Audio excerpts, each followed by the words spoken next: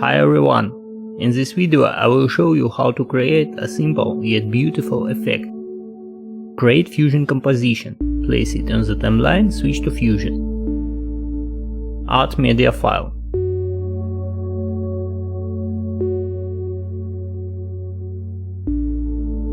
Add text node and connect it as mask to the video.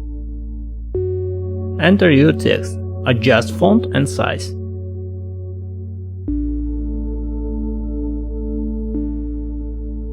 Add merge node, duplicate video file and connect it.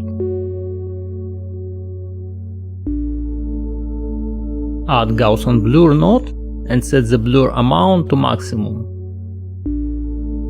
If text is not visible, enable swap inputs in a merge node. Done. To learn even more about capabilities of DaVinci Resolve, don't forget to subscribe to the channel.